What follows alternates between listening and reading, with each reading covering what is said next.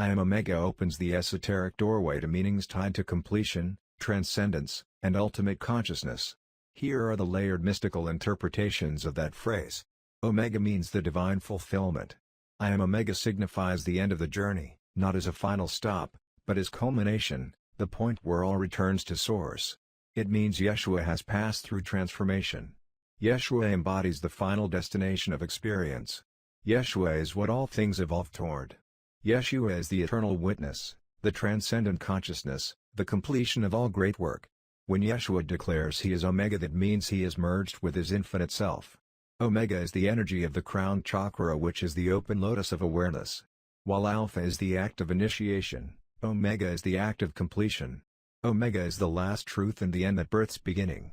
As you can see, Yeshua is making a bold declaration when he presents himself as the Alpha and Omega.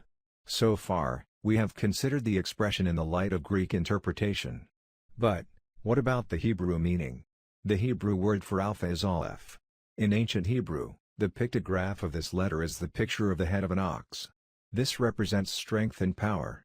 The pictograph is also a representation for chief and leader. But, we most note that Aleph is a modern name for the letter. The more ancient name for Aleph is Al. Al was commonly pronounced as El. This is the origin of the name El Elyon and Elohim.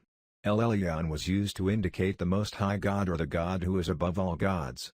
Elohim was used to indicate gods of lower rank, as in Genesis chapter 6 verse 2, where we are introduced to the Beni Ha Elohim. The proper translation of this Hebrew text is sons of the gods. This shows that ancient Hebrews were familiar with the notions of many supernatural beings that were viewed as gods. And those gods were able to have kids apparently. But they were also familiar with the notion that there is one God that is above all the others.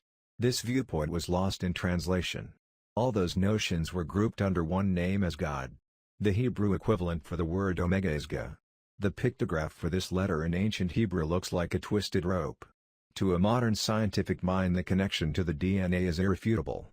In that sense, Omega might be interpreted as the final transmutation of human DNA into something that is godlike. Therefore, Yeshua, as the Omega, is the image of that transmutation. Let's stop here for today. This is the last video for Chapter 1 of our series. If those videos were a blessing to you, please help me share them so they can be a blessing for other seekers of the truth. Chapter 2 video series will be released once we reach 100 subscribers on this channel. Take care for now, and may all the blessings of the Holy Spirit be upon you. Thanks for watching.